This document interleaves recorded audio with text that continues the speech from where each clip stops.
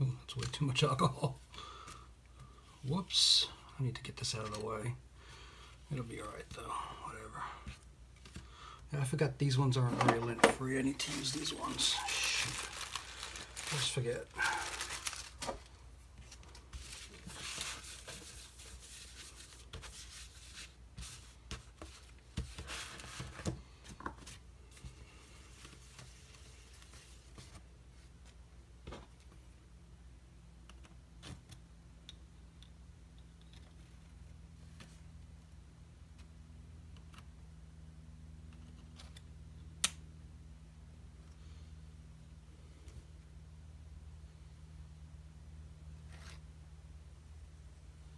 Well, that was stupid the way I did that.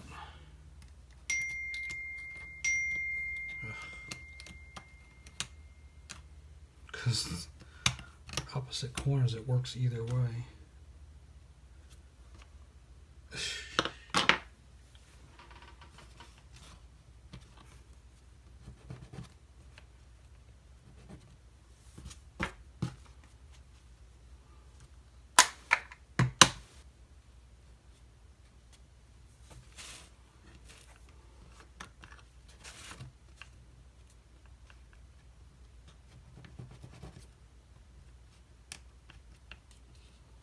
Tight enough?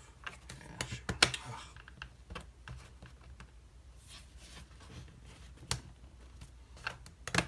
That's not tight enough. Yeah, whatever.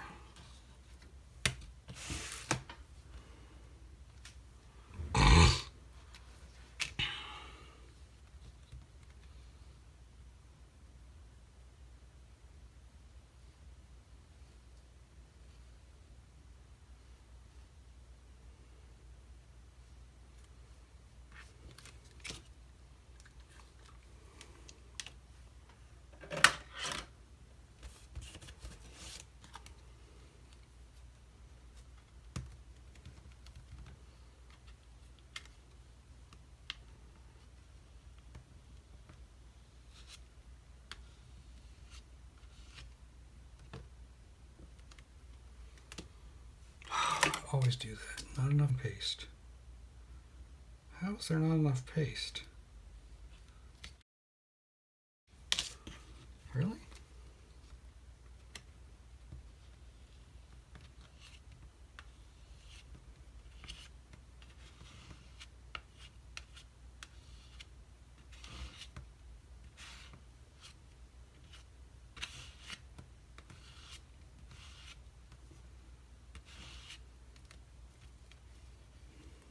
Has the worst paste job.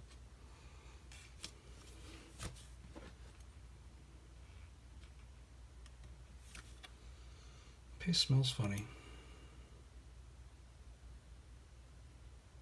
Yeah, that's way... But you know what? I don't really care about this board. I'm gonna make it anyway.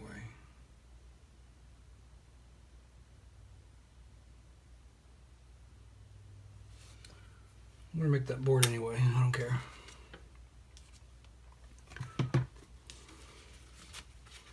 I'll just clean it up. I always do that. I meant to put a... Even I got these things to put the card in. It doesn't matter.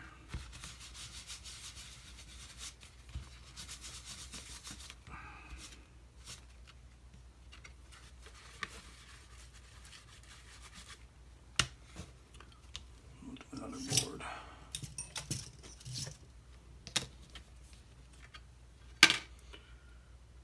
Got the jitters today. It's really driving me crazy. I hate it. It's allergy medicine.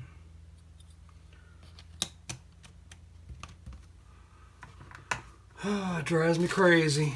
It's going to be very hard to do this today. It's going to be a hard board assemble. I'm going to try to reflow some of it. We'll see how well it works. I'm going to do 2 boards at a time. I obviously need to put a lot more flux on here. I mean solder paste.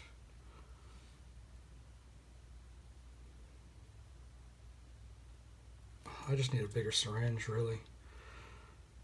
I ordered some paste in a bucket.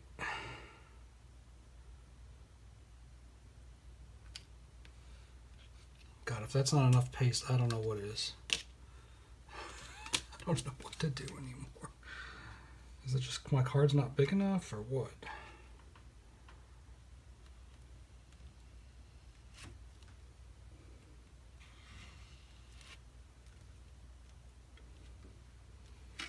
That one looks much better.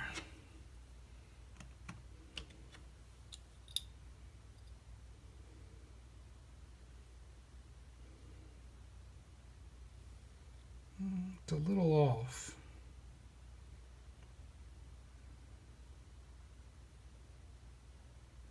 And that's not getting filled with paste, that neopixel.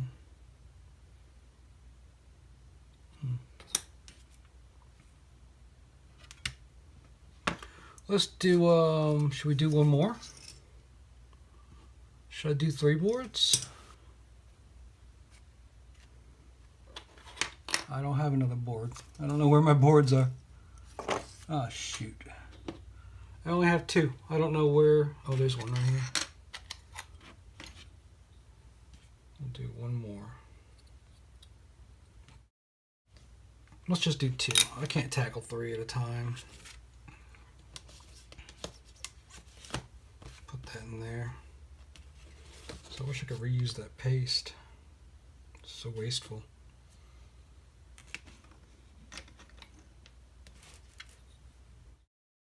Let's do another one.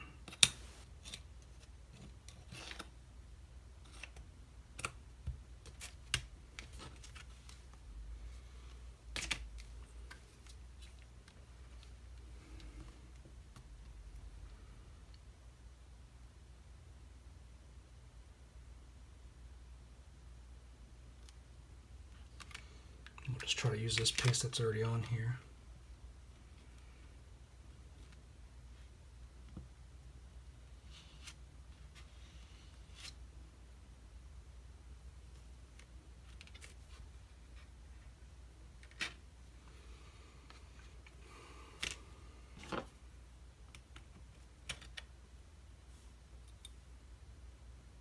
That's pretty good. That looks like the best one so far.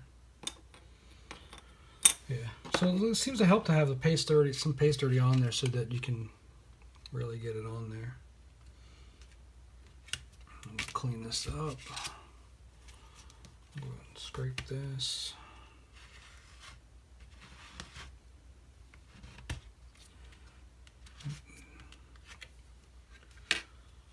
And just I'm gonna use saving it. It's just gonna make a mess.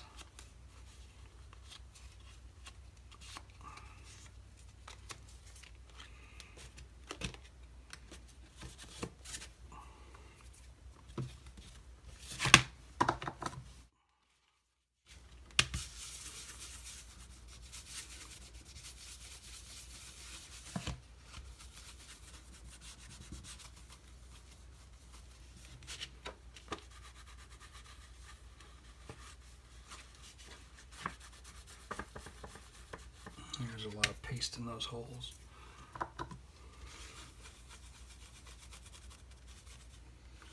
So the best way to clean the holes out is probably just use a little brush.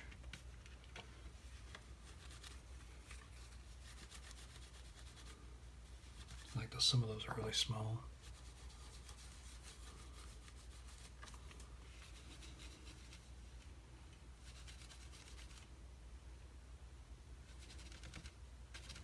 Yeah, the SHT sensor is really small.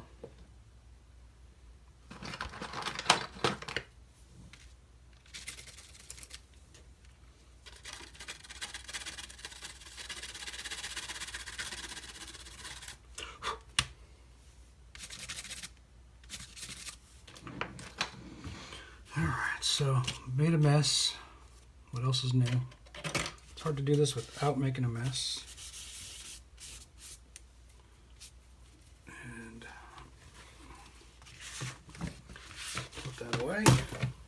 So this video is pretty much a failure as far as recording what I was doing. I moved my camera to try a new vantage, and it wound up just being right above my head the whole time. So I pretty much lean over my workspace the entire time. And you can't really see anything I'm doing. So I'm going to have to think about that next time. I didn't even notice the framing was bad.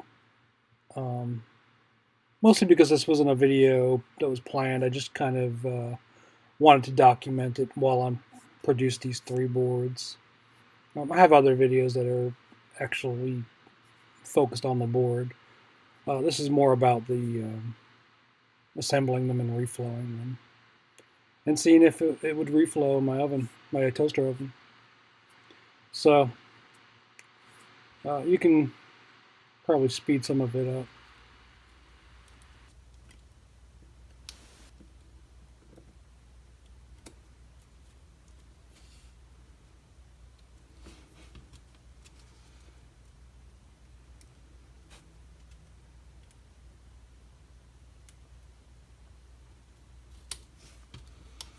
Yeah, that's tough.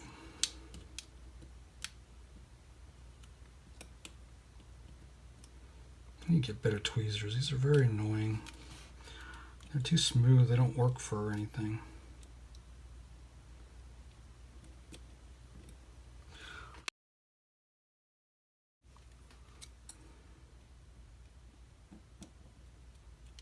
These are my favorite tweezers because they're textured.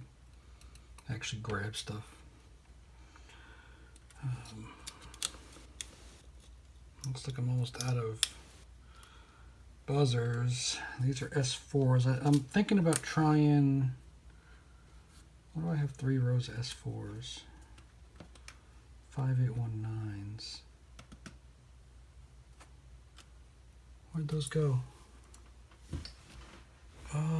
Well, shoot. I don't know where those are. This is in the wrong way. I should have had this all ready to go. My paste's already getting kind of sloppy. Oh, that side's open too. Whatever. So I was thinking about my problem with these is that there's no way to the tape is too short. You can't. I can't get the tape in. Why is that not going in?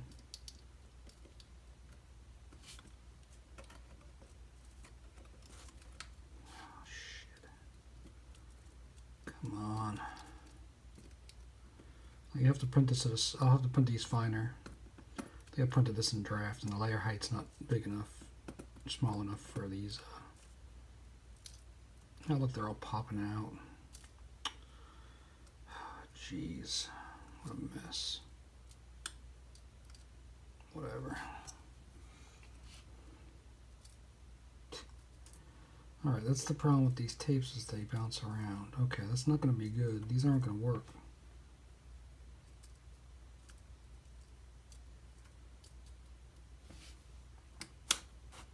These need to be tight, and the tape needs to be tighter.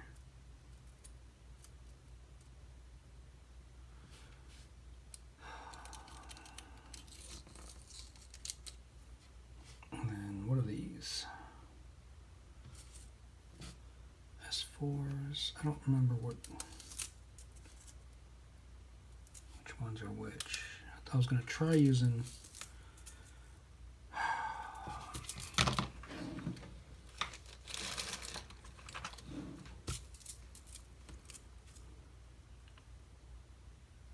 these are S4s.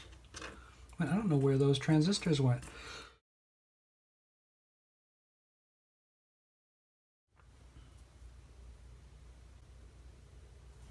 Those are S4s too.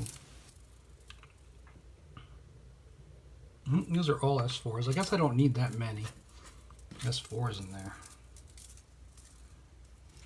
These aren't sticking for some reason. This whole block is S4s.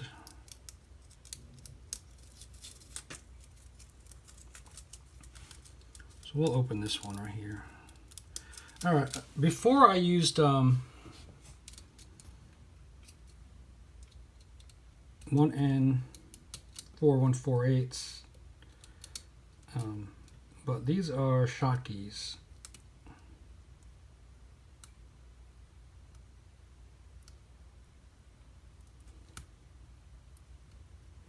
So I'm going to try to make, geez. How do you peel this tape without losing all these components?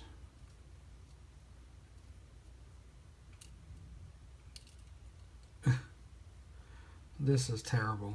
I thought this was going to be good. This is turning out to be bad. I'm going to have to make these the exact same depth.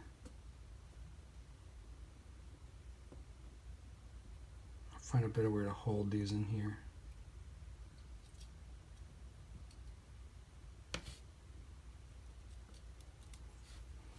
They're just too, they pop around. The plastic moves and they pop out. Look at that. You just tap it and they all fall out.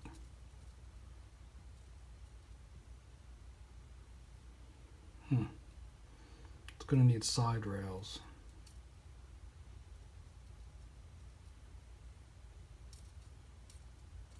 Which I thought these had. The bigger ones do. The bigger one have overlaps, I think, that hold it.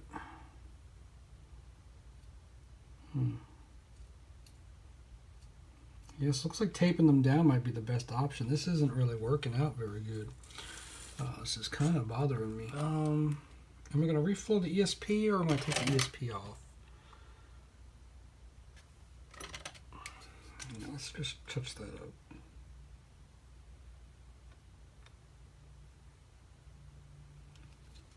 Just fix that there. Get some of that off of there.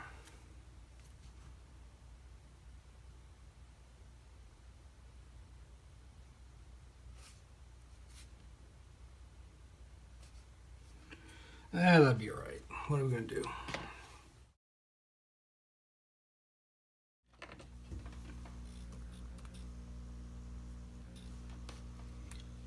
Oh no, my thing just fell apart. Man, I am having a bad day today. This is not working out, unfortunately. Well, maybe this will work. Maybe this will work out. I'm not really sure.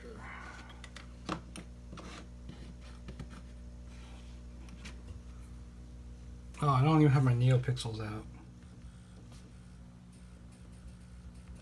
Let me get those out.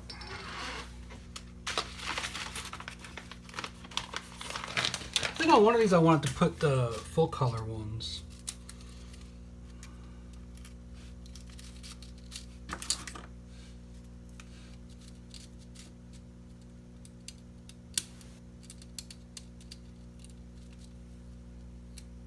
Yeah, something needs to dampen these plastic trays.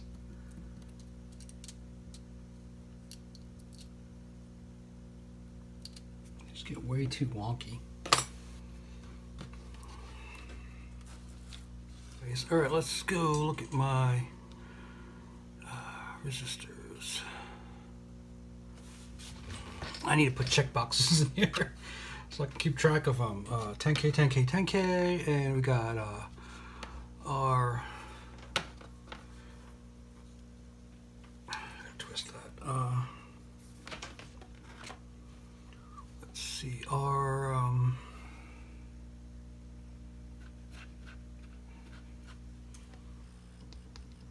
R3 and 4.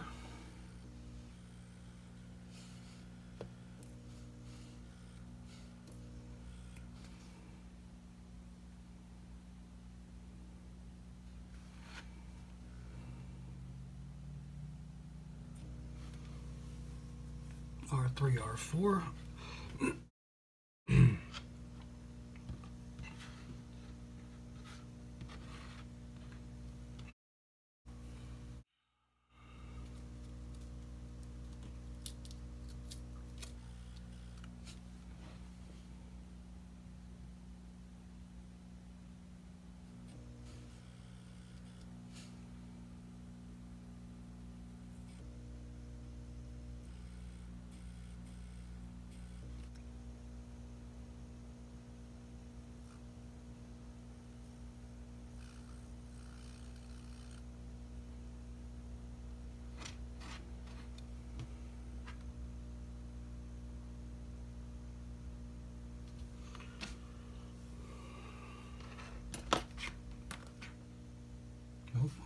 Where's that?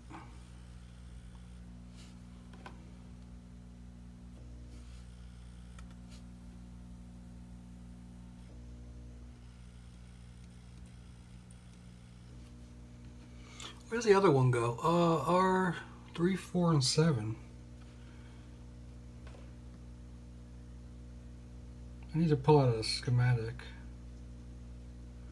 3, 4, 7, 12, 10, and 11.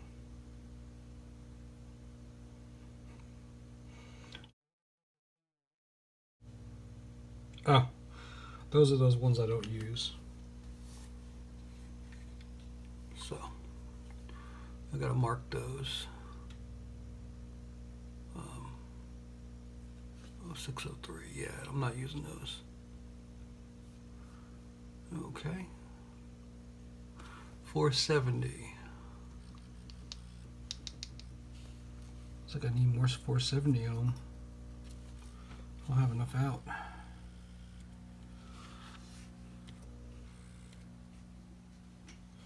Might as well do this other board too.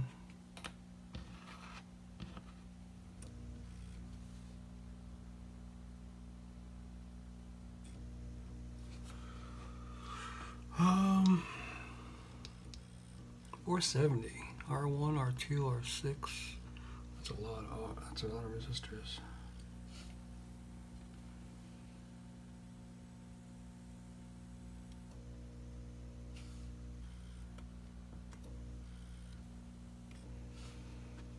All right, so R1, R2.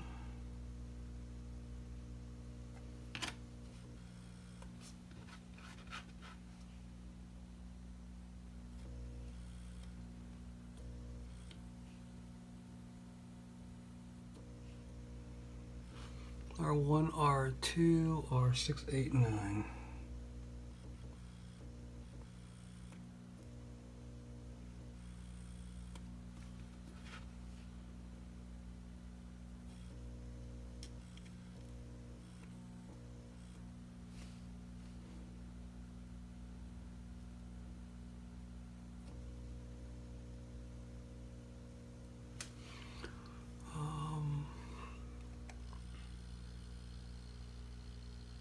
R13. R13, 470, yeah. Ooh, yep, tape's out. Looks like if I can get a 470 R9, R8,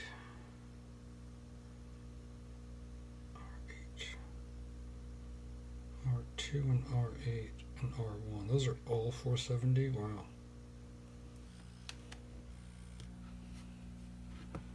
Probably get rid of some of these resistors. Is that R0, R8? Yeah. Wow. Interesting. I guess I'm just gonna put I don't want to put on these. I don't have any of my capacitors out here. I need to get another 470. Whoops. Where are they? That's the problem, is where are they?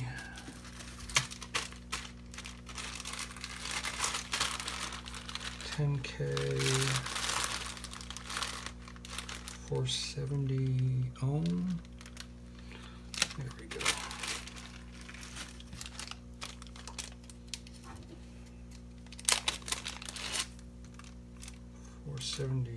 R 470R. Make sure 471 4700.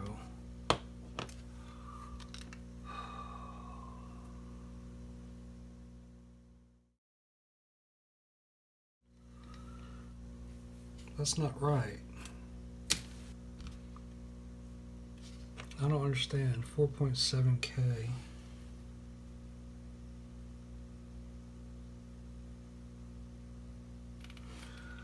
Well, that doesn't make sense. Are these in the wrong?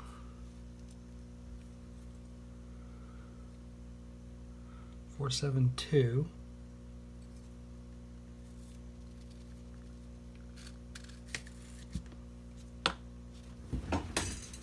What's that? What's the difference between 470 and 471? Okay, so 471 and 4700.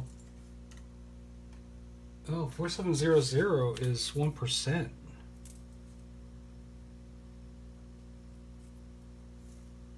Well, I just used all those 1% resistors that I didn't need to.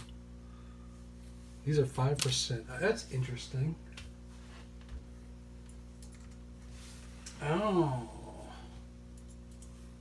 I didn't even notice that. I didn't even notice I had 1% resistors. These are 5%. Oh well. What you gonna do? That's kind of interesting. Shit. I don't know. I didn't need to use my 1% for nothing. I mean, these don't need to be precision resistors. Now, the one for the DTR might, because... Oh well.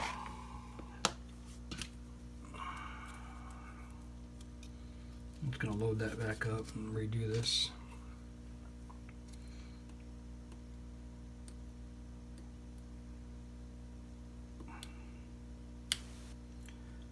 I didn't...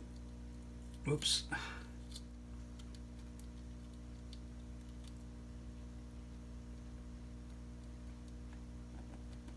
Drank too much coffee or something this morning. I think it's that and the allergy medicine. Alright, back in business. Wait till I get the capacitors, and I'm out of capacitors.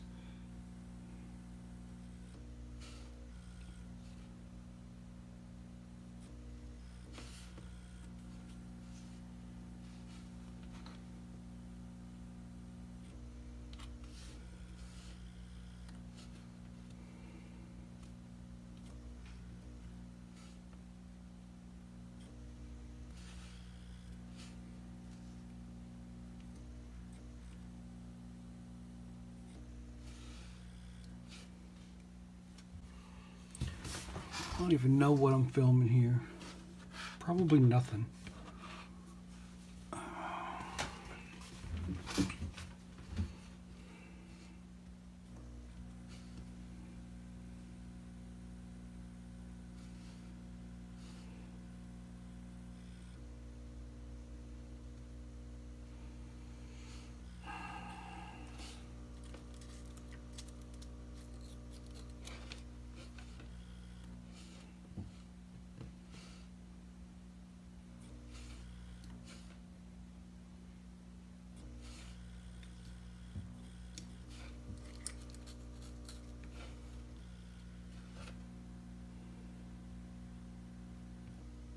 What's R1? I didn't look at R1. What's R1? Oh, R1's 470 also? Jeez.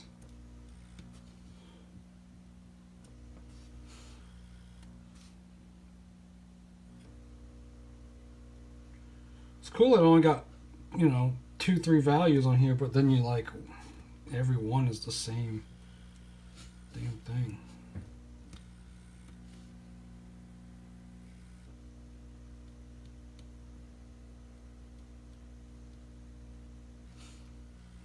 Got one more up there. Alright, I think I got all the resistors on, except for these 10Ks. Yeah, see, the only problem I have with these tapes is there's not enough exposed, so you're always peeling tape. So having them in a bin, and I might use that turntable and see how it works. But it would have required a lot of prep time, and I just don't want to prep right now. I just need to test some stuff.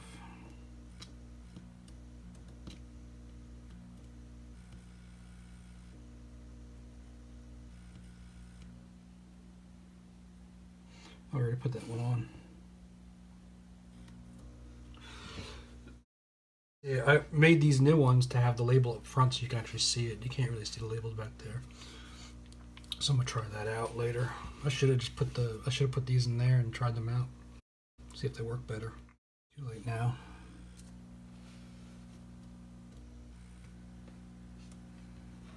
So diode. Oh yeah, I gotta find out which way these diodes go. That's the hardest thing, is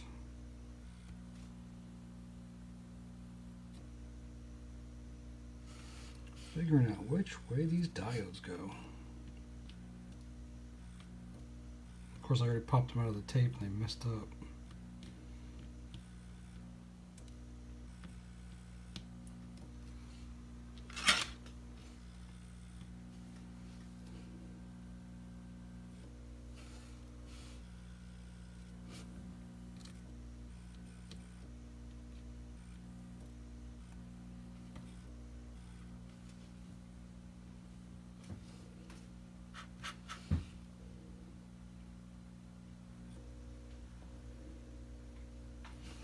These ones are easier to see than those other ones.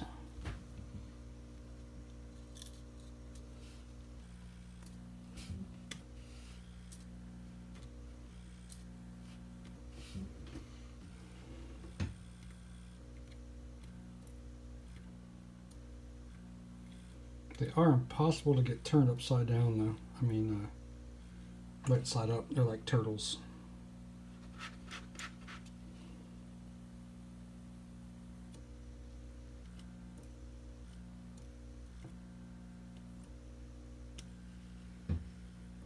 It's like you need something to hold it and then rotate it.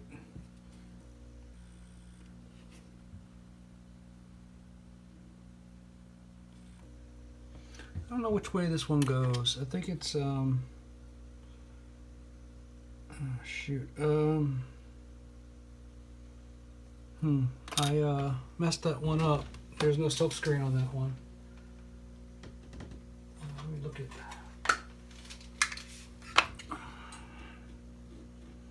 this one's not populated. Pretty sure it's on the right side, because if it was on the other side you'd be able to see it. If it was on that side it would have printed, because there's nothing over there. So I'm going to say it goes this way.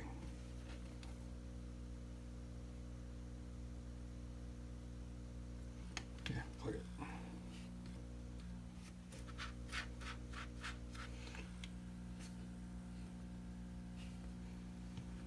Say it goes that way.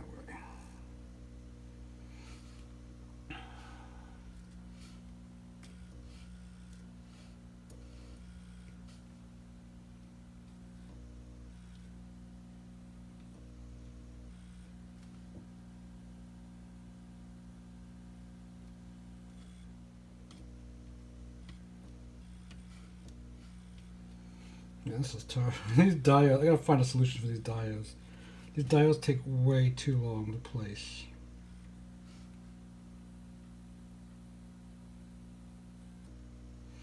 Way too long.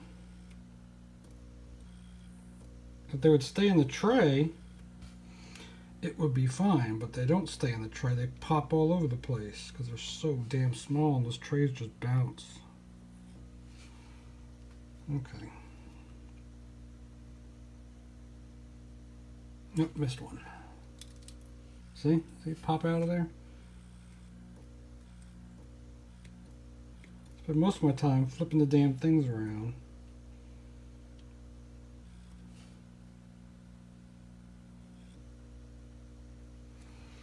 You know?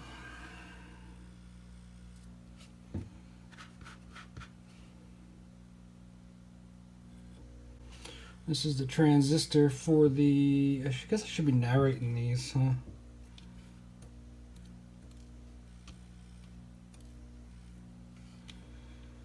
This is the transistor for the piezo.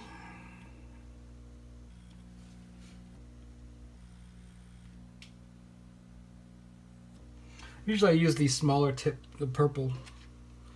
I don't know what gauge that is, but I usually use that for the small stuff, the SOTs. Just because they're so small. They won't flip around on you as much on your tip. Alright, so transistor for the piezo, diode for the, you know, kickback or whatever for the capacitive load. Some of these, you can put piezos that are magnetic, so that, you know, that can be a problem. I wonder if I should put an SHT on one of these. Probably not until I want to hand do that. I don't want to burn one out. They're very expensive. They're quite expensive. I think this resistor over here needs to be, this is R5.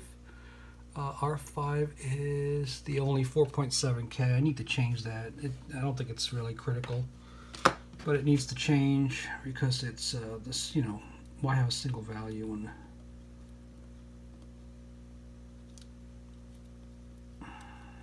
get in there.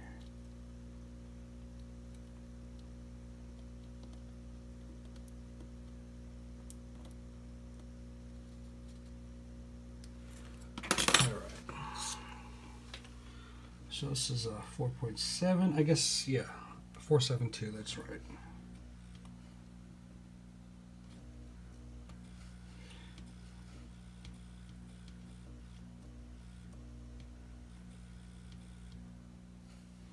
Couldn't pick that one up for some reason. Oh, that one's got the gloss tops. I don't know why that has a glossy top. Those are different resistors. I don't know what's up with those. Interesting. All right, what am I missing here? Capacitors. I'll go ahead and put my regulators on. Now I probably need a bigger.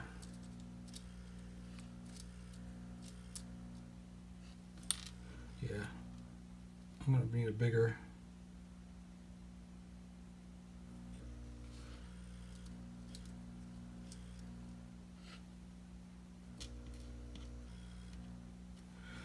I usually put these on with the NeoPixels because they require a bigger tip. But I don't feel like changing it right now, especially since I pulled apart. See, I didn't glue this in, so when I pull this tip off, it's pulling the whole assembly apart and getting leaks. I need to rebuild it. I just haven't done it.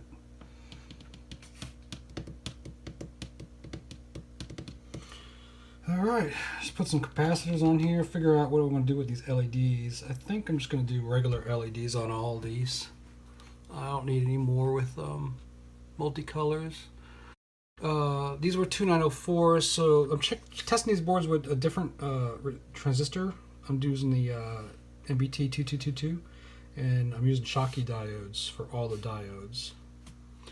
Just less voltage drop, so I mean, it might cause problems, but that's what I spec'd it with and how I designed it. I just didn't have any. It just happened to work. Oh, I need to get these solder or pastes off these. I need to get some Q-tips. I don't think I have any Q-tips. I need to get a Q-tip so I can get these solder off the centers. All right, it's 10 microfarad.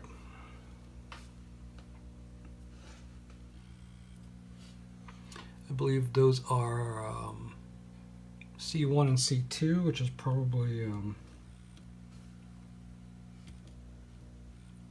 this guy right here.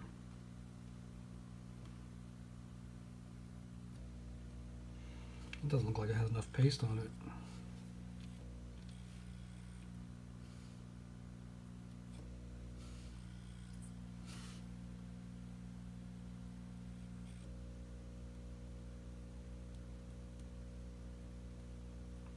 Ah, get on there. Not enough paste. This paste is getting real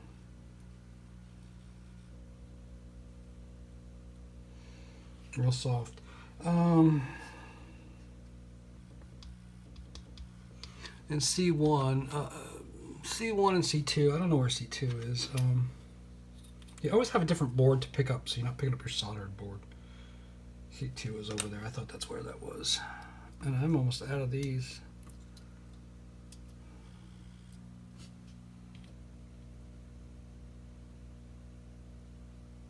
I wonder if I even need these.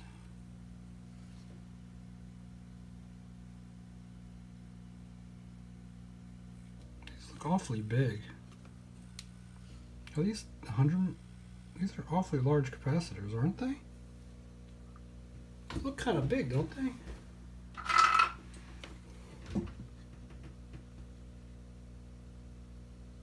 Oh, usually I use tantalums. I'm gonna try these. They're cheaper.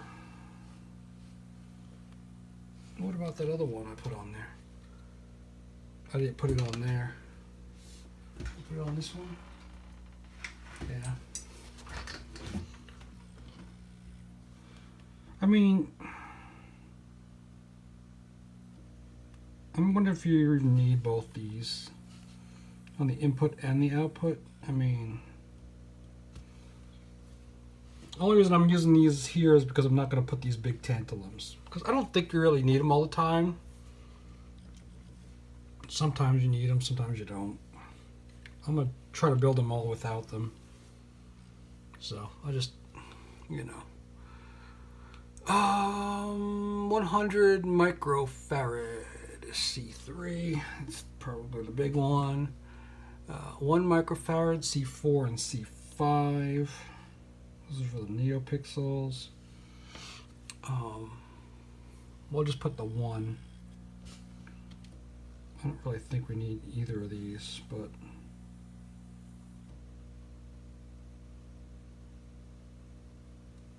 we'll just put the 1. Not sure. Hope I don't fry these boards reflowing them after doing all this work.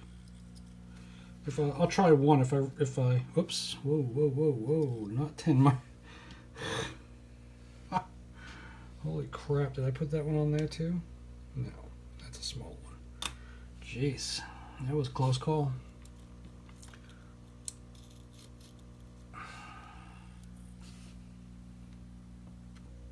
See, this tip is a little too big sometimes.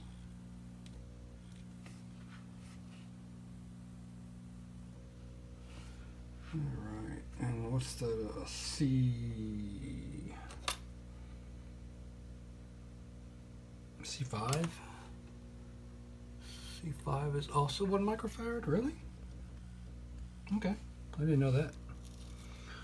I thought C4 and C5. What's this one over here? That's C5. So what's this one over here? Is that C8? Yeah, that's C8. That's 100. It says it could be 100 or 1.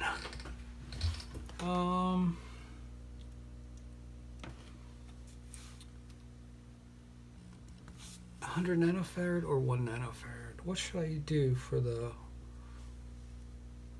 reset debounce?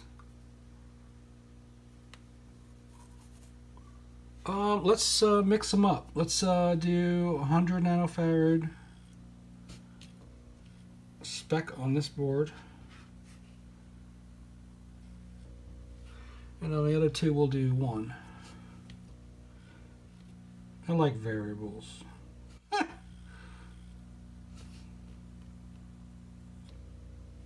I'm just going to try to use 1. You shouldn't really need it at all.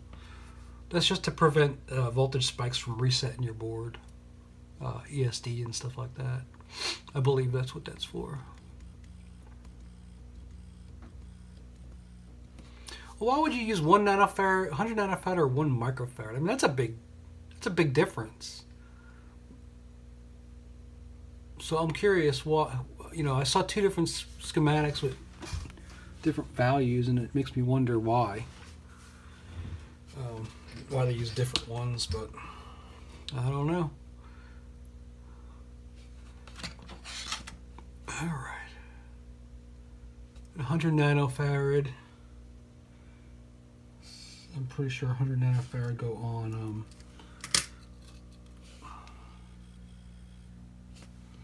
this guy right here. This guy right here is high frequency noise in the input to the regulator, or on the regulator itself. Actually, it's kind of spec.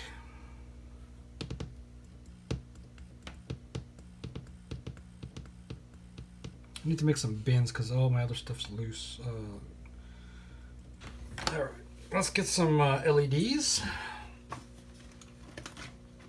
I don't know if LEDs are in active. What color should I use? I really like to use pink.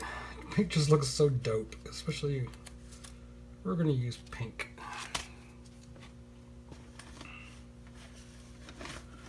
Putting pink on my board. If anybody got a problem with that? Anybody got a problem with that? I don't want to hear it. I tried to get some purples, but it's hard to get purple LEDs that aren't UV. I don't know what the deal is with that. And it's hard to, well, it's really hard to just find them. You need to go to a reputable source to find out, you know, what the wavelengths are and stuff like that, and actually get one you want. Make sure it's not UV, because a lot of times they'll say purple when it's really UV. Oh shit. Make sure you look which way the diode goes.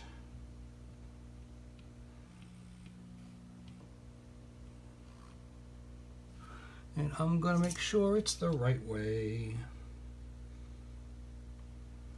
Ground is the green. Ground is the green. Green is the... Oh shit, there goes my board. It's powered low.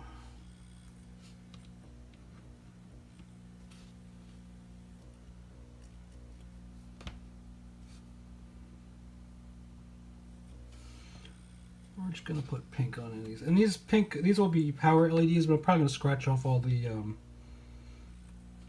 jumpers so that they are, you know. Of course, you know these LEDs are really bright. I probably should have dropped this resistor over here.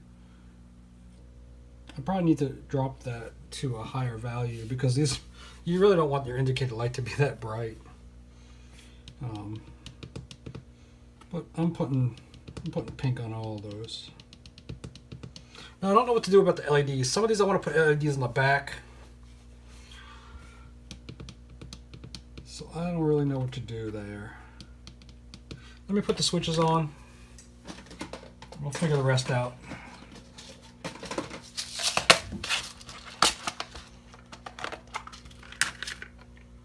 What time is it? Oh shit.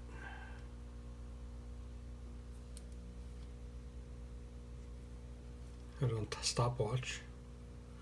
1:28. It's still pretty early. So I'm using these four pin switches.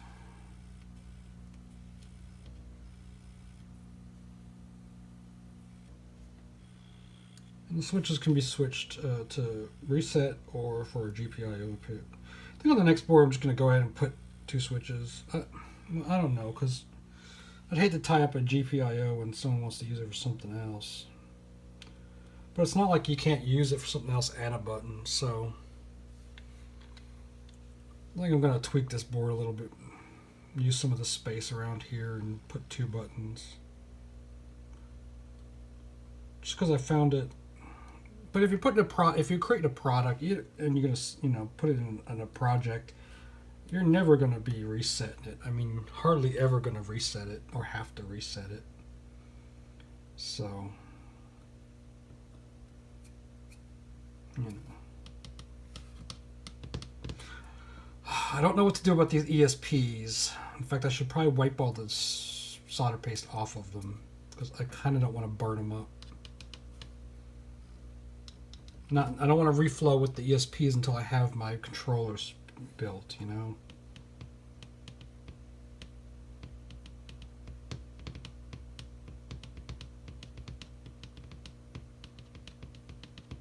And I need to take that paste off there.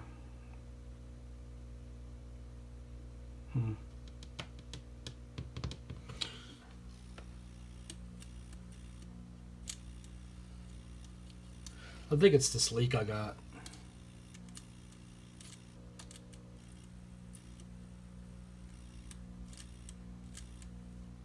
Yeah, it's definitely not pulling right. Usually don't have a problem getting those in, but that one must have been bent a little bit.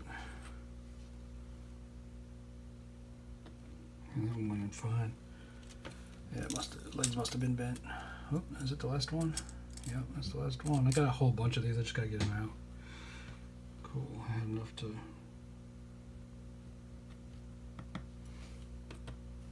All right. Well, that's a few boards done.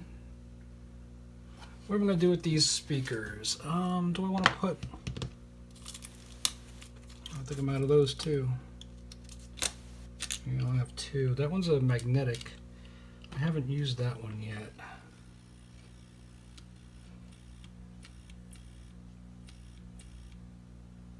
That's okay, because one of these I want to put the through-hole version. Let's go ahead and try this one. Maybe these will work for this. I think I need to clean them. I think they're dirty. All right, we'll see how this goes. I hope unfortunately, you're going to get my reflection in here, but we'll see if we burn the shit out of this. Go ahead and pull up a graph so I can watch it. All right. I guess I need to start a timer. Stopwatch go. And we're going to heat up to, I guess, 140 Celsius. And we're going to slowly ramp up from there. We're going to shoot straight up. And then I'll have to pull this phone off of here so I can open this door all the way. It's not going to cool down fast enough.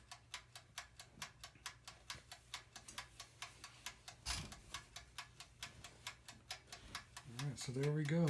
We're warming up.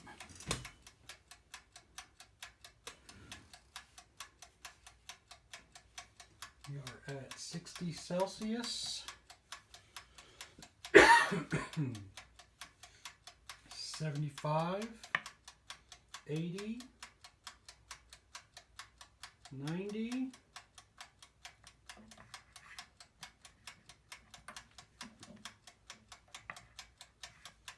110,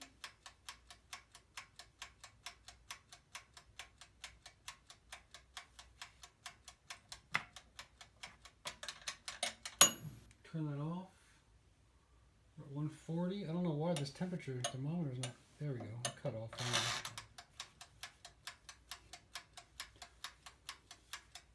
The lowest thing is cuts off is 140. So we'll leave it at 140. We're going to soak up to 150, 160. Slowly up to 180.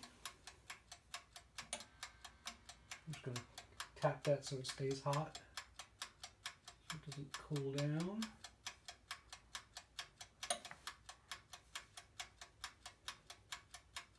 I'm doing this by hand for now, but I'm kind of simulating what kind of curve we're going to have.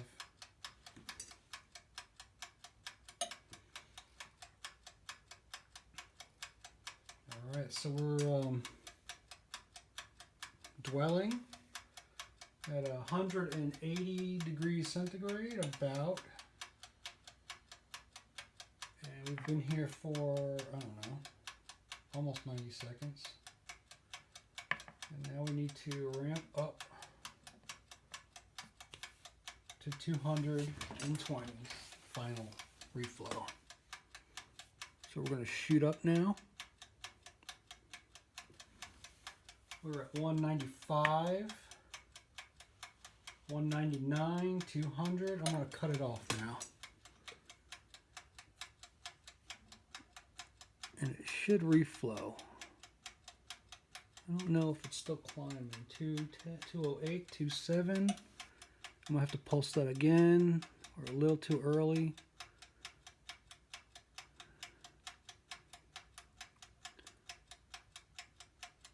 And then we're going to kill it.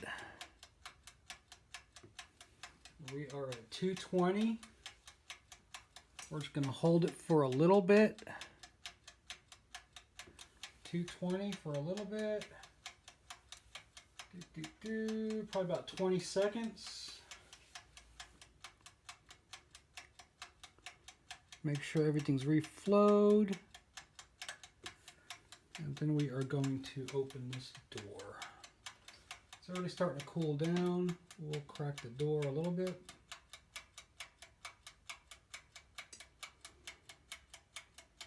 And we'll open it. Whoops. Shit. God damn it. It's probably still liquid. This camera's in the fucking way. I'm just going to hold it open.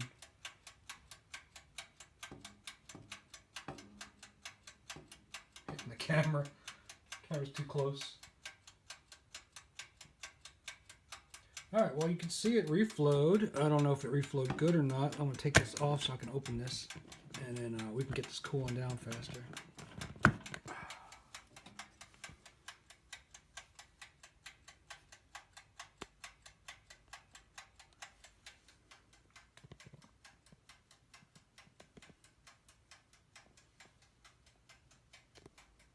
Oops, I didn't mean to be on.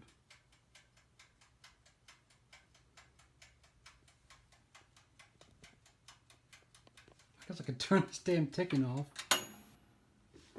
Just don't want that click. Alright, so let's see what we got.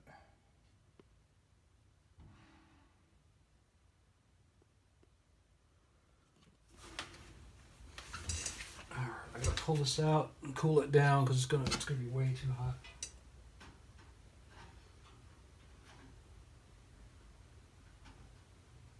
Shit. Well, that's not good. It's stuck to this board.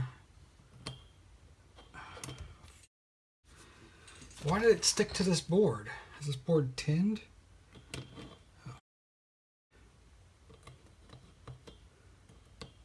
I think it's just flux. No, it actually stuck to the board. It actually soldered to the board where the USB connector is. Well, that's a problem. I'm gonna have to get a something else to use. Put some tape on it, I guess. Now you can see where I left a little bit of solder on those pads. It looks like it reflowed pretty good. Yeah, it looks okay to me. I'm gonna check these NeoPixels and see if they work and check for bubbles. Alright, so that worked, so I'm going to reflow all of these. I'm going to let me check these NeoPixels and see how they look. Yeah, they look like they're okay. It looks like they might have slightly overheated. I mean, I could always put Kapton on them.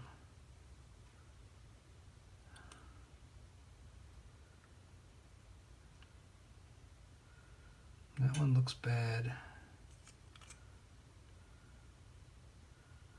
And this one looks bad. Of course, I didn't check them before. Yeah, these look like they have bubbles in them. Yeah, not good. Looks like they got bubbles in them, but the bond wires didn't blow off yet. Yeah, it looks like the USB connector flowed to the bottom and then soldered itself to the to this board under here.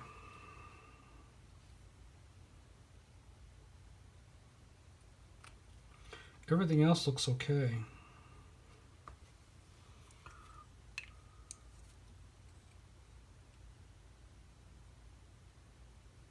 Everything else looks really good, shiny.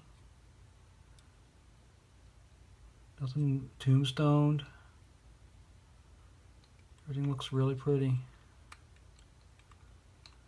I have to get all these solder balls off of here where I pulled all that paste off. The only thing I'm worried about is the regulator. It's got a lot of mass.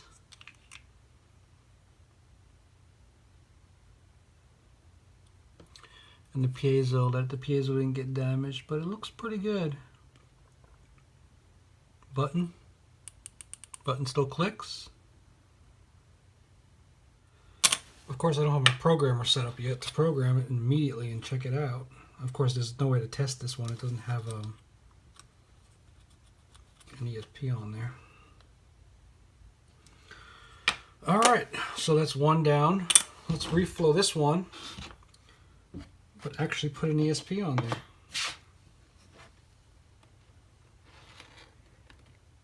All right, let's see what we got. Of course, I don't know where they are. Oops. Oh well. All right. I wouldn't try reflowing 2 boards at once unless I had some kind of thermal mass in there. I just don't know.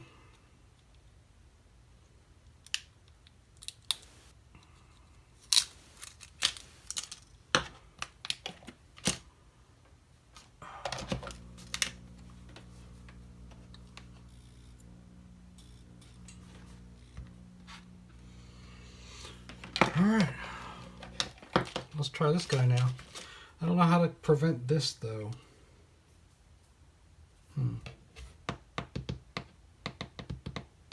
Otherwise I'm pulling the board out before it sets, and I don't want to do that. Maybe if I put a piece of Kapton tape where the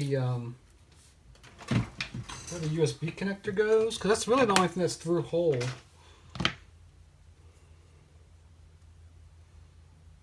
We'll do this one more time. That seemed to work pretty good. I mean, the only thing I can think of is to get it out of the oven faster. But I had the camera in the way, and you know, who knows? So we'll just do another board. We'll put the USB on top of that Kapton so it doesn't. Whoops.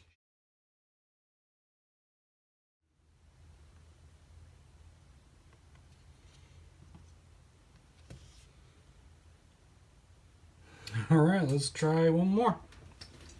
And I've got to get this damn programmer working so I can program this. This is my programmer. You know, the problem is I just haven't wired up anything to it yet. I guess I need to do that real quick.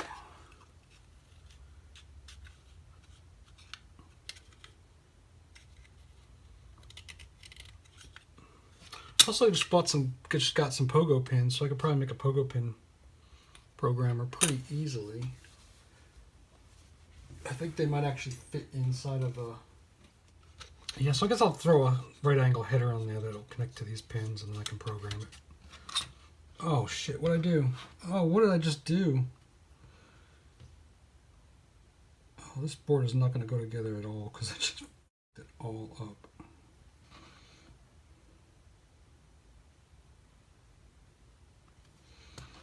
Jesus. Looks like the solder's already dry. That's a problem.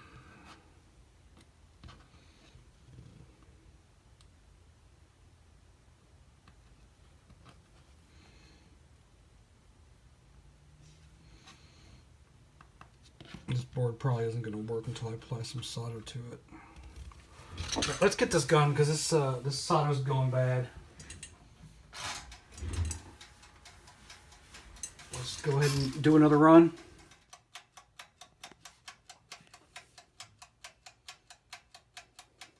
And I'm not really closing this door very tightly, so I mean there's a lot of drafts in here. Once this door is sealed and I have a blanket around it, and the temperatures will stay a lot more stable.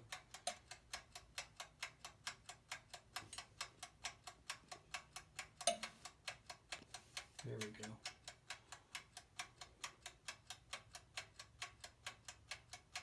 We'll slowly climb up to 140. I don't even have my stopwatch on.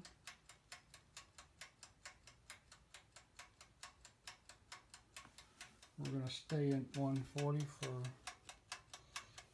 about 90 seconds while we slowly ramp up to 180.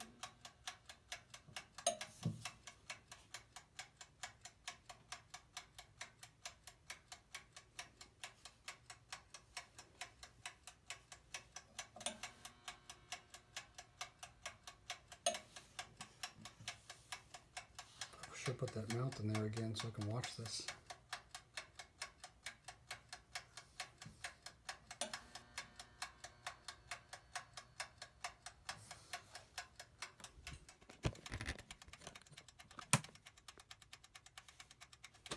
180. 30 seconds. Crank it up. Only 45 seconds. Probably a little too fast.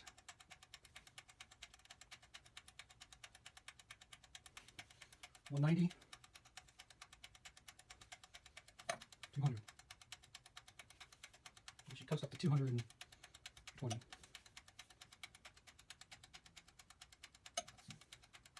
It's starting to reflow.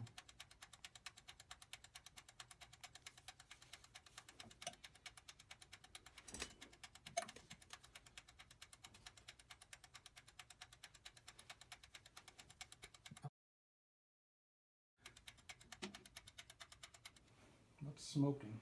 Flux? Something was smoking in there. I don't know what burnt up, but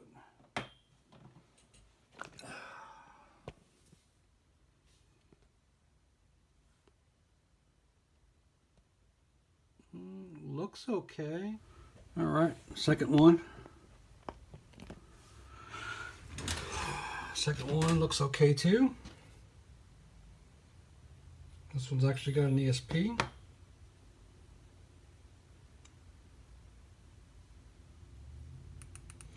This one's even shinier than the other one.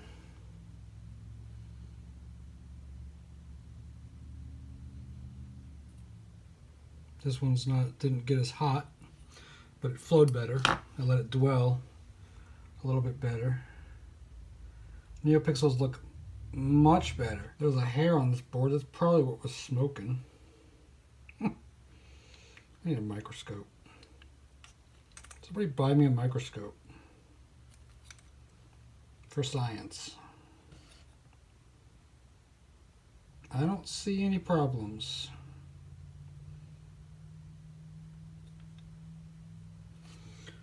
All right, let's do this last board.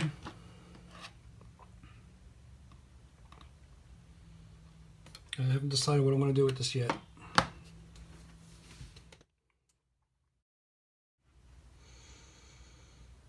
I think I'm going to put NeoPixels on the back of this, or just not at all. Use this as a temperature module.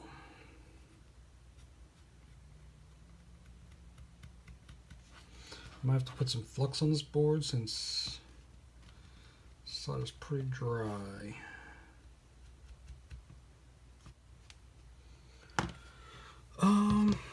Should I just do another one? Sure, why not? Let's do another one.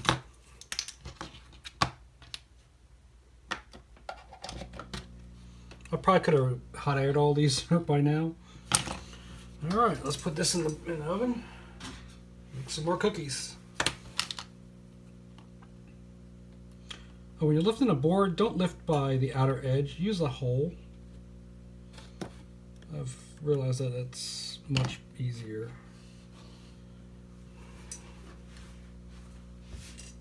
All right, I'm going to try to film it from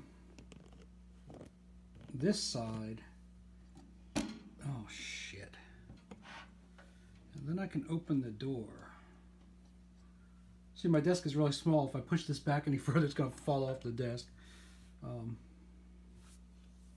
That light's not really bright, but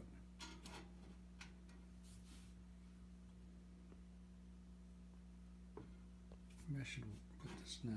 This should be fine. It'll be fine.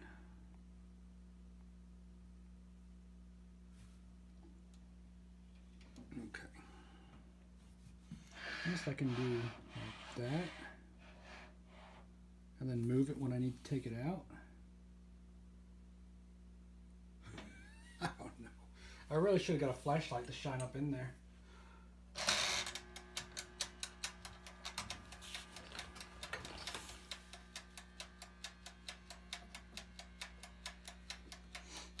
But, you know, we'll see. All right, here we go, number 3.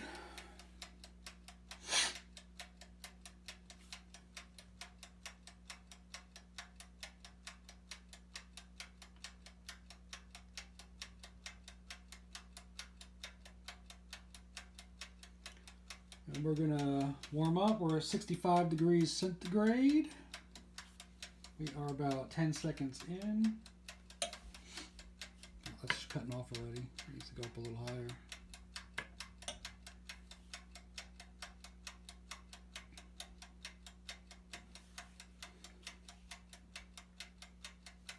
I think I'm supposed to go up to 140. I always forget. Yep, 140.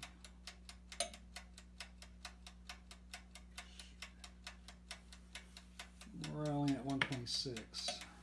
We'll just keep clicking this on. We're at 43 seconds. So right, we got 90 seconds to get to 140. We might have warmed up a little too fast. I'm not worried about this because we don't have neopixels on here.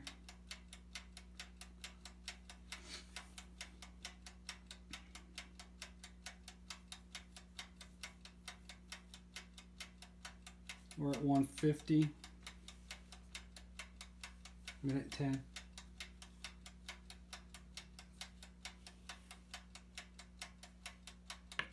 Start pulsing it so we start ramping.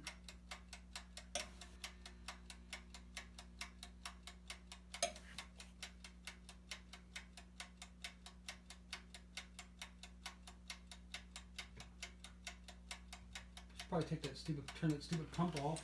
Oh. We're at 160.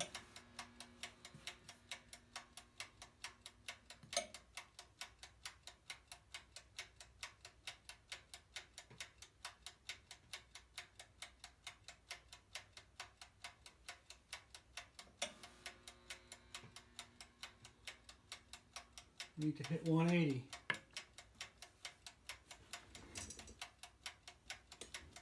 Yeah, part of the board that's right under that lamp is probably going to burn. We probably need to shield that better. We're at 170. 2 minutes in. 2 minutes and 17 seconds. And we're going a little fast now, but I'm going to go ahead and set it to go up. We're reflowing a little fast. A little too fast for my liking. 2 minutes and 30. I don't know what that is in fucking seconds. 120 plus. Yeah, so we should be, we're about 10 degrees C fast. So I'm just gonna fuck with this. We're reflowing a little fast here. We're about 20 seconds early. Let's go ahead and do it. Alright, I'm at 3 minutes, 205 degrees centigrade. And I am going to cut it off. I'm going to let this sit for 20 seconds. At 215, 220. This is probably a little under, so we're probably at 220. I need to start confirming this with, I have 2 thermocouples running, they're both agreeing, but they're all the way back there in the back, so the front might not be as hot. We're at 3 minutes and 44 seconds. I am going to open this up.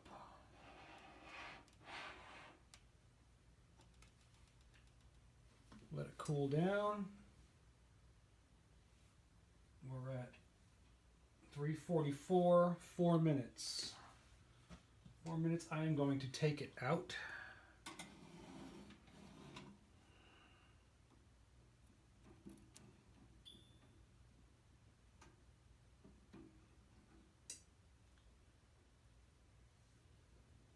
Yeah, it looks like the only thing that smokes is there's some flux underneath it, and that Kapton tape probably burns up. This is cheap Kapton, so it's probably burning up pretty early. I need to get better stuff that'll stick better at higher temperatures. This stuff starts losing the stick, and so this cheap eBay Kapton starts losing its stick at at reflow temperature, and it starts to smell a little bit. So let's take a look at these two. Let's go back to 2x. There's that. There's that one. Like maybe it didn't reflow good enough on that regulator, but there was I kept hitting these components right here, and this I kept hitting these components in this area, and I've had to put them back all on 3 times, so there's probably no paste left. So I'll redo those. I'll touch them up, and then I'll program these and see if they work. It looks like the ESP moved again a little bit. I really don't like those pads. They're way too big. They're for hand soldering. I'm probably just going to reduce them. Alright, so you didn't miss much. I just heat shrank this connector together, you know, to put on that header right there. Originally I was going to wire a programming circuit onto here and hardwire it, but I never got around to it, so this will work. This way it's just a universal converter. I didn't modify this yet to be able to take headers. If there's headers soldered on there, it won't work.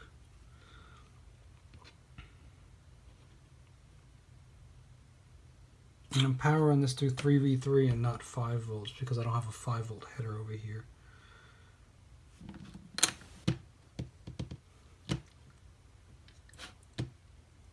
I can fix this.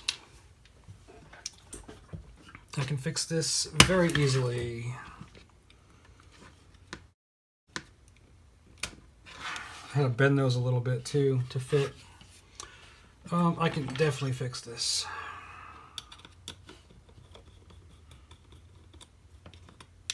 If it's not going to be in the way.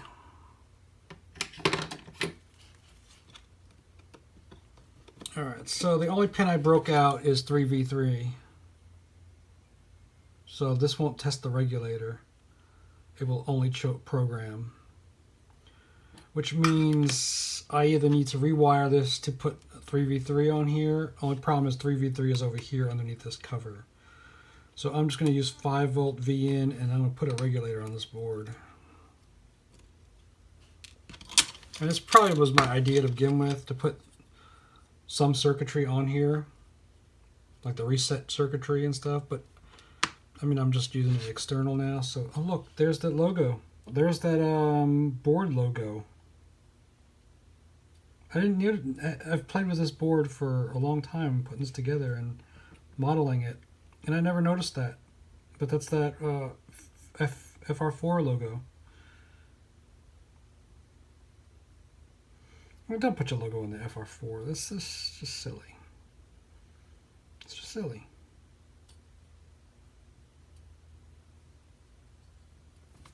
Silly and unnecessary.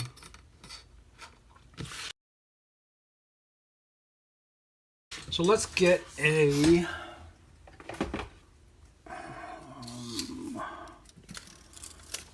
one of these.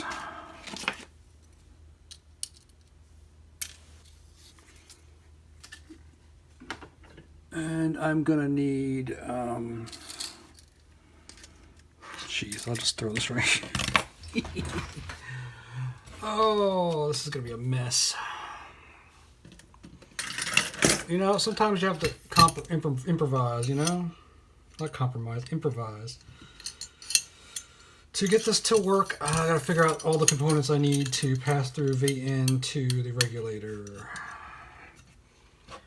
And I believe I need a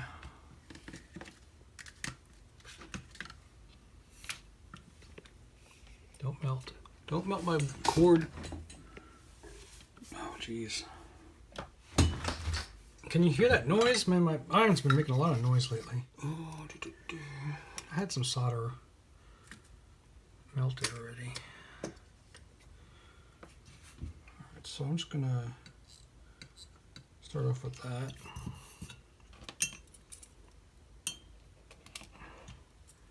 And I think I'll use some angled tweezers. Oh, god damn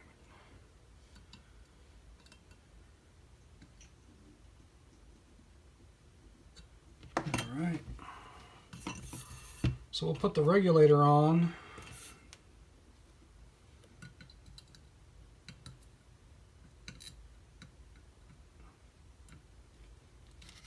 And then we'll have to put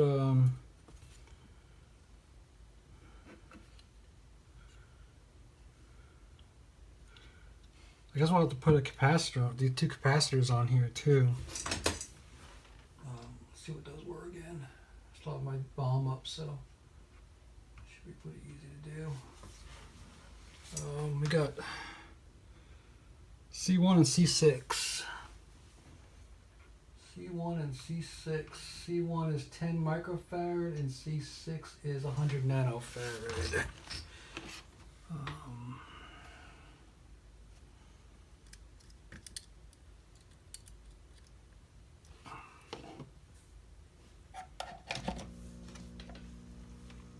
Let's just do this. Jeez, what a mess. I'm gonna put these back in there.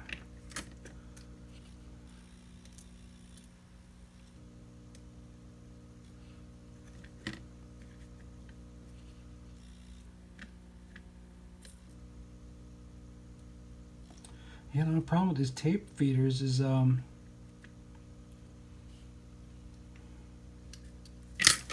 everything flops around, you know?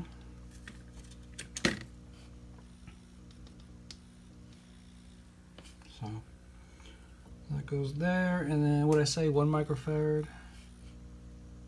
or 100 nanofarad? I said 100 nanofarad. Goes there. A lot of people, I'm just going to start using 22. People use 22 on both sides. I don't know what the difference is. I'll have to look at this data sheet. I'm sure there's different ones. C6, 100 nano, yeah, that's probably right. I'm pretty sure that's right. So.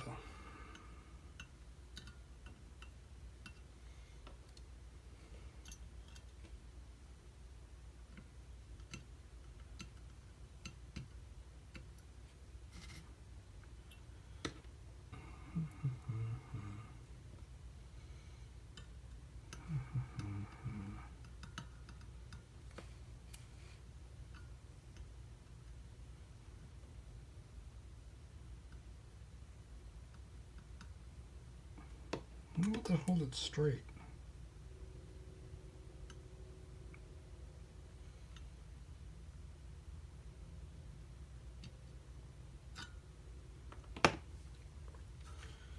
All right.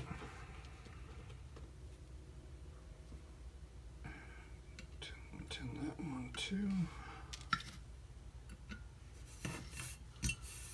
And then we'll, where's that other? Put that on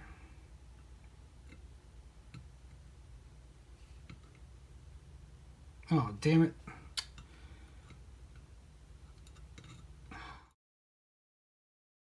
I hit that other one and tombstoned it.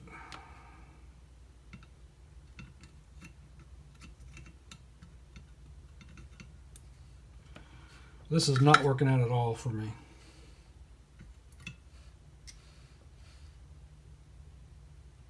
What is going on here? My everything's suddenly sticky. Jeez, I guess this ground plane has caused a problem. Whatever, just get on there.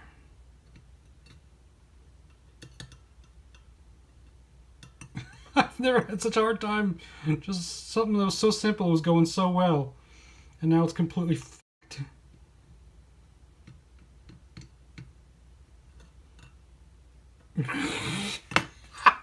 That capacitor's barely even f***ing on there. Alright, well this will teach you a lesson. Always solder one component at a time. Don't do two sides of one component, because it'll just f***ing tombstone on you. And I should be using this thin solder, not this thick stuff.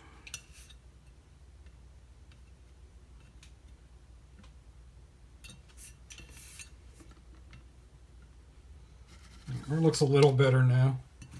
Holy bejesus. What a f***ing mess. I've never had so much hard time. I think a lot of this is because the jitters I have today. Like I don't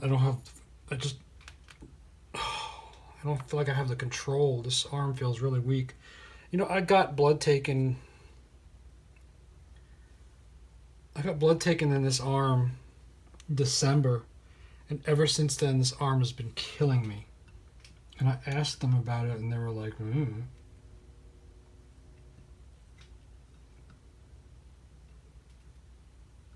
I heard they can hit a tendon or a nerve, and they told me, well, no, probably not. It would have been really painful at first. But, you know, later that day, it was painful. So, whatever. I don't believe them.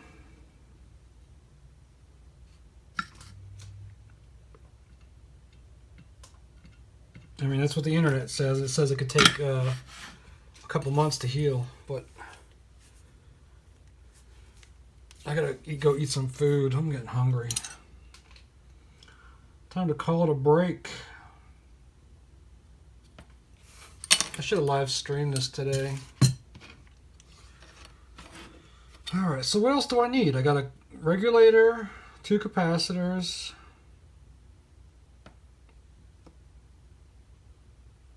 That should be it. I mean, oh Jesus. It's not like I need to have decoupling on that board because I got decoupling on this board too. So, you know, we'll try this again and see if it works. This goes on this way. No, wait. This goes on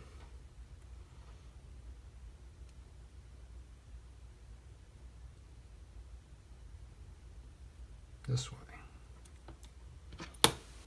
And then this should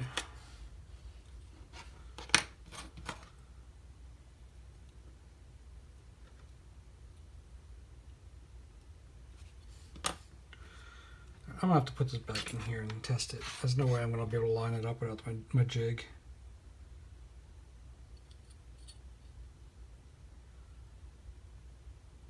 Voltaging comes down, goes into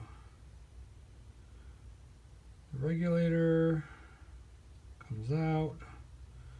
And that whole 3v3 line should be connected. Let's hope there's not a standoff right there. Oh my god, it's so close to fitting. That standoff almost hits that. Whew. That's not even the right way. Let's try it this way. Alright, seems to work, seems to work. Let's not screw everything back together again. Let's just use this guy right here. And we will put this guy over here, and we'll leave it loose. And then we'll connect this up like this.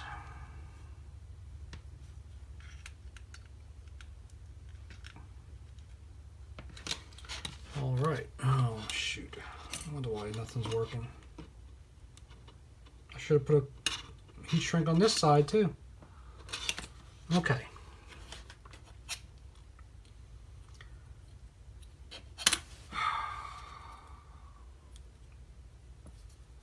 There goes nothing. Okay.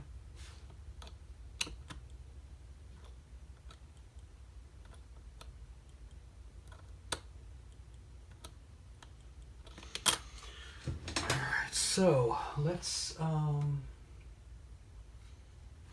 do a upload.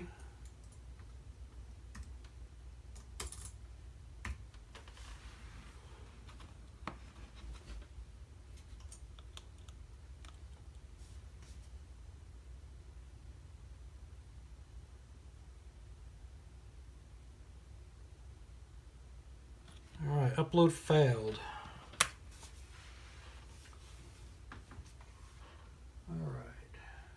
I could have TXRX reversed. Quite possible. But I've used this on my other boards, so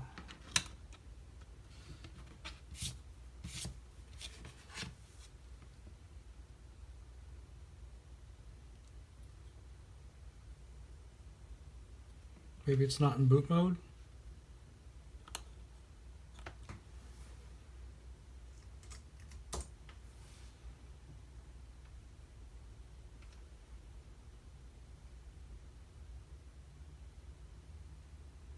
I see it pulsing.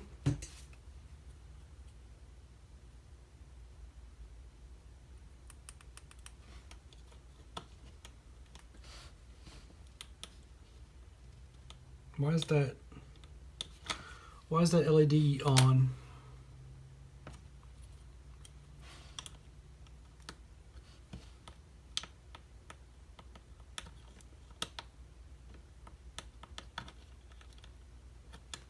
Why is that LED dimming when I push the reset button?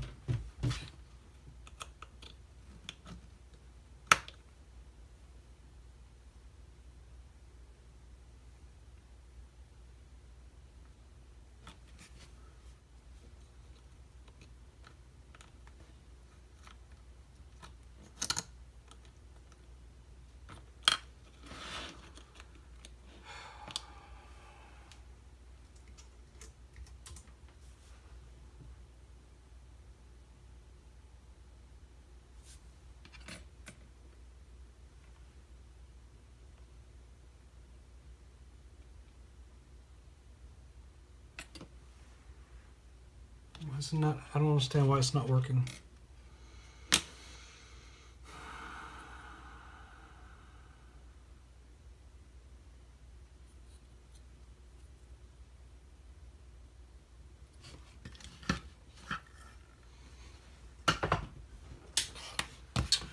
All right, something's seriously wrong, and I don't know what it is.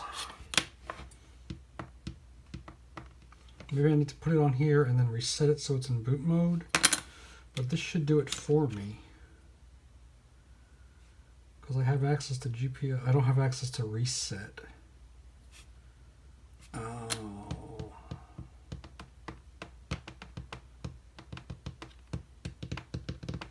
Maybe I need to add a resistor to here to pull GPIO down, 0 down all the time.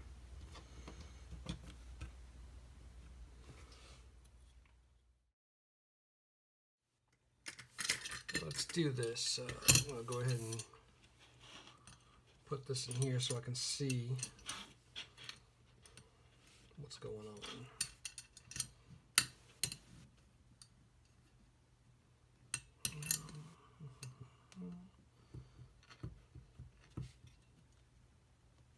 There we go. Now I can see what's going on.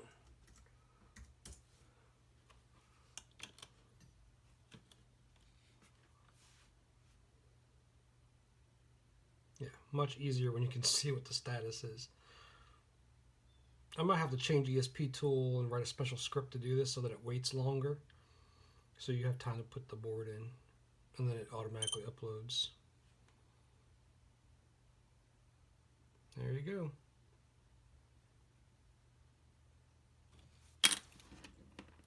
All right. And let's do one more.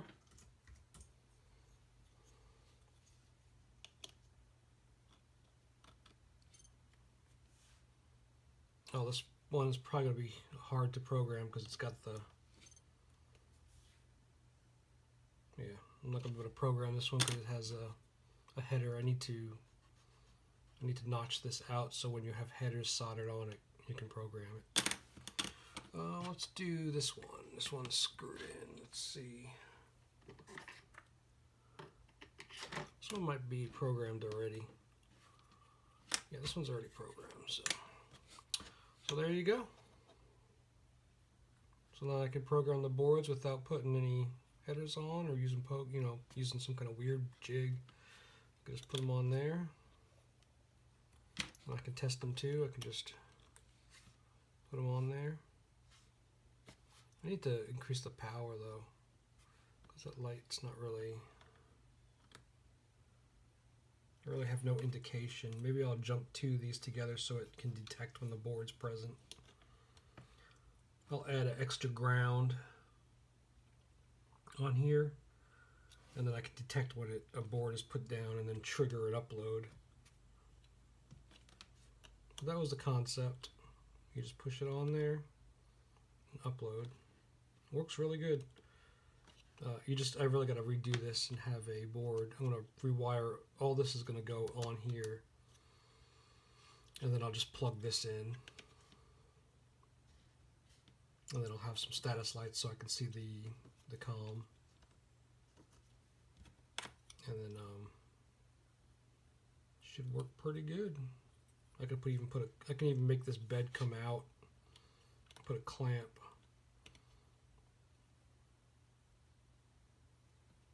And make holes so that I can make like a little carrier that this locks into.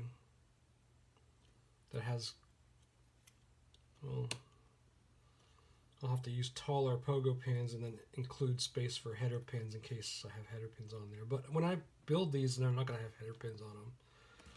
You know, if you want to reprogram it, you just use a header or a programming jig. But you know, if you have a board already assembled like this and you want to program it, you just use the headers, RxTX, boot it into boot mode, or put some code on there and just use OTA. These chips come with some kind of crazy firmware on them. I haven't been able to look up what they are, but they create an access point called FairyLink, and I joined it and I went to the IP and nothing really comes up, so I don't know what it's running on there. But they all seem to have the same software running on them from the factory. Very strange. So this board is the one I put the through-hole piezo, just it's nice and loud. And this one's just got the regular piezo. I don't think this one's programmed. Yeah, see. And then this one's got a magnetic. They just have a little different frequency response. This one's really low because I have the volume limited in software. And this has different code on it. I'm not going to overwrite this one. This one's running McLighting. Just until I get my software written, it works pretty good because it presents a software interface, a website that you can interact and change the colors. So it's good for testing for now until I have my own custom software for these. And then I made a white one. Just curious what it would look like with a white base.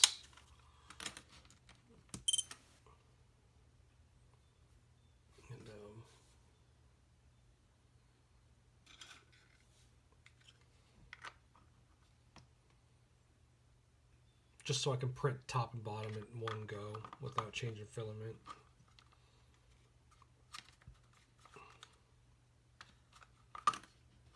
For samples, for testing. It's a little, let me do a faster iteration, so I thought I'd check it out. It's pretty interesting.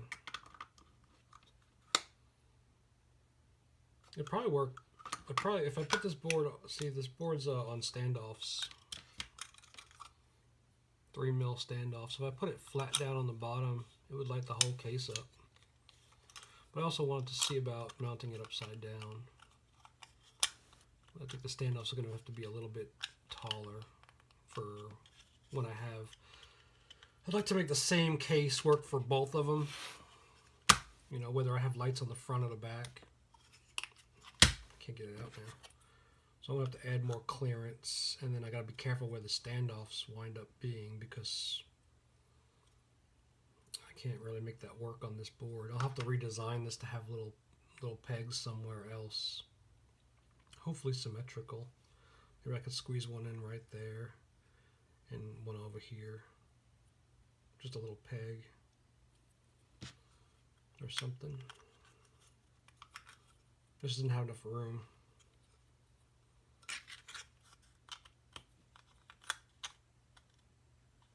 Maybe I'll make it symmetrical on here so that it can go either way, and then use pegs on the back so it's not diagonal.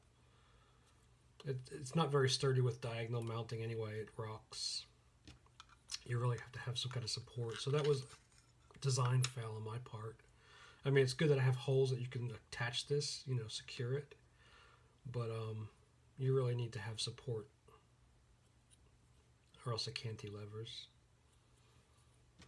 So I might redesign this board. The next revision I might have to redo the mounting And then maybe just drop these down to 1.5 M 1.4s or 1.5s. M2s are just really big for such a small board. And then I can use self-tappers.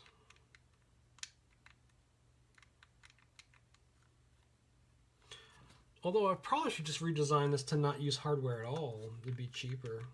Some kind of clip-in. Just a little clip. But it's got to hold it tight. I can't stand when things move, you know? It's going to have to be really tight. Or maybe like clip one screw. This one over here, one screw. And just a peg on the other one. And then I can just cut the pegs off if I want to flip the board over. I don't really know. I haven't decided what the best course of action is. I also have these little, indents in the corners with the little shelf, so that also holds the board pretty good. And I could probably tighten that up so that the board is harder to put in and snaps in. I have one, let's see, like this one. This one's a little tight, and you actually have to. I better do it the other way. Yeah, this one's like a little too tight. See, it doesn't go in. You have to really smush it in there, and then it stays without any mounting. So then you can't get it out though. So that's going to be a trade-off. Unless I put a little hole in the bottom, you can pop the board out. I like to put some little clips that just grab the board though, like a click click. But then you're dealing with an overhang and printing an overhang, and I just don't know. See, if I take out the bevels on two edges, then I can probably get it to fit nice and tight.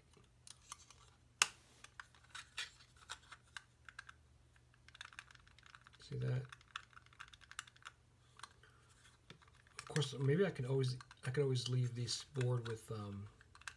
I've seen people leave their not route their boards and use a panel and then use their mouse bites. And where they break the mouse bites, they leave the tab, and they use the tab in a little slot, and they use the tab to lock in. So this would have a tab on that side and a little indent, and it would use the tab to lock the board into the case. And I thought that was very clever. But I mean, you can see it barely moves. I could probably put a piece of tape on there. So just tightening up the threshold, that step on the corners just a little bit would probably hold this pretty tight without needing hardware. And if I had pegs, it wouldn't move at all. I'm just more concerned with when you plug it in, you know, that it lifts the board and then the lights don't line up properly, you know. And then of course I got, oops, wrong one. I got, you know, a tall case.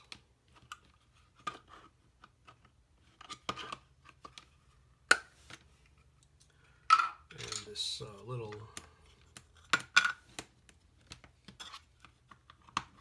short case with the blockouts. Just filament's slightly transparent. I'd have to put a piece of something in there, paint it so that you don't see the light out the top. And if I make these, I probably would use the back and use a white board, white solder mask, so that it diffuses a little bit better. And you can do some stuff within the corners and put some kind of diffusion so that it doesn't get hot spots. It's probably going to be hard. The only real way to get rid of the hot spots is to make the case bigger. And this is already as big as I want it to be. I don't want it to be much bigger.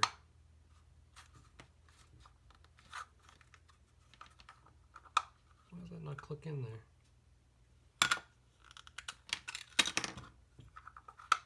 Why is that case not... Huh. That's weird. That case doesn't... That's interesting. Why does that not fit right? I must have tightened it up after I made that one. Maybe it shrunk a little bit. Huh. I didn't even notice that this doesn't fit these cases. There also seems to be some kind of gap in there. I need to shorten that up. I don't know what's hitting.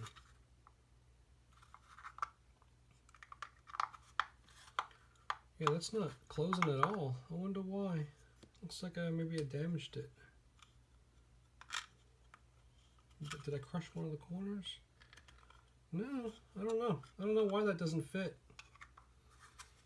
It was closing pretty good before. I don't know what happened. Huh.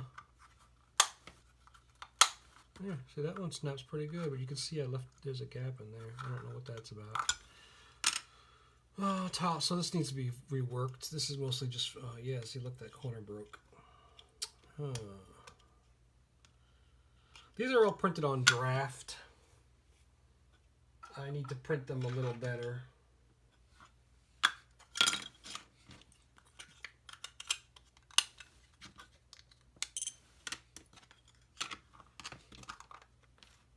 That doesn't fit either. Well, that's strange. I didn't even... Why is this case not fitting? Huh. Did I not test this yet? I just printed these. Well, that's not good.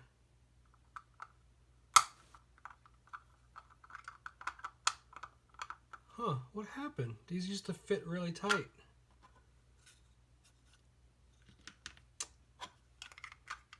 Huh. I wonder if I change the temperature I print these at.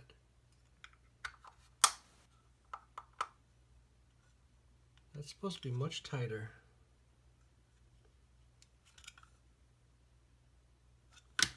I don't know what happened there. See, that case closes perfectly. I must have changed the temperature I printed this at, and it must have changed the dimensional accuracy. Jeez, this one won't even open.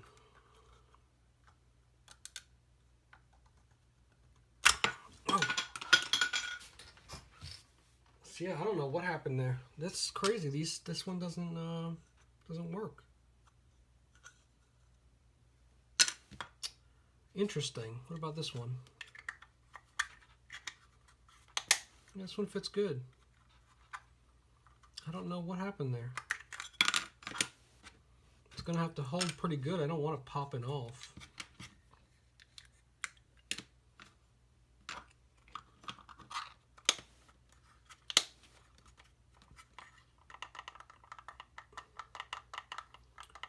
Huh.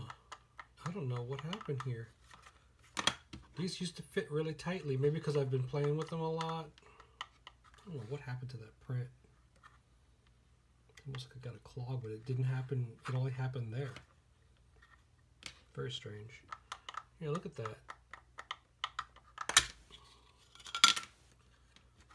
Huh. I don't know what's happening. It's like my printer's not printing like it used to. Yeah. I mean, I got some older ones I printed like this, and it's so tight that you can't even get it open. I mean, it's perfect. Of course, it's a bigger clip, but I mean,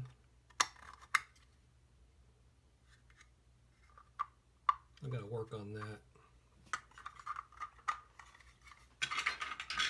Of course, all the ones that are printed really good have a blemish and they're all messed up. That fits really good. That's really tight. That's how I would like them all to be. So I don't know what the deal is there. I must have changed something. Something got changed. See, this one needs tools.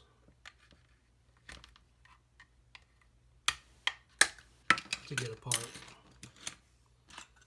Let's try this one.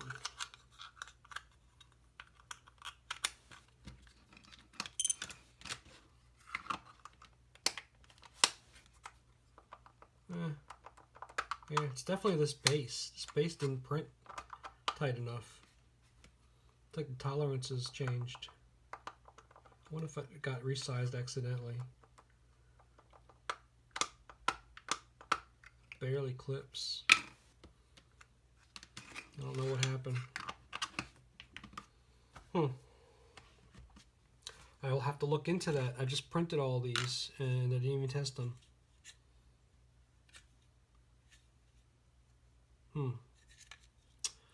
It's very concerning. Maybe I printed them cooler and they didn't shrink as much. Look at that. That's totally not the same as these older ones. Clip together perfectly. I didn't think about that. That's a problem.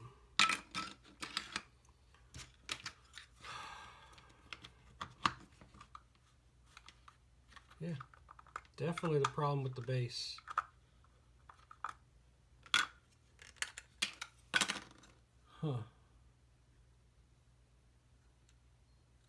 Maybe I didn't print this fine enough.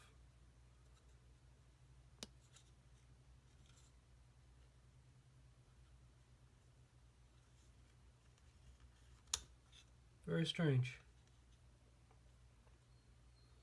I'm also going to have to probably infill these corners solid because they're kind of weak. The cases are really strong though. I mean, they don't crush. No, this one's a little thin. You can hear it cracking. This was printed really fast, and this filament's very brittle. But if I slow it down and print a thicker layer height, this one I've printed a little finer. I forget what layer height, 2.3 maybe. This one's really strong.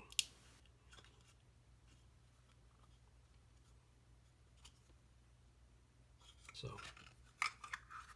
that's really bothering me that they don't clip. Oh well. So I'll keep you updated. Till next time.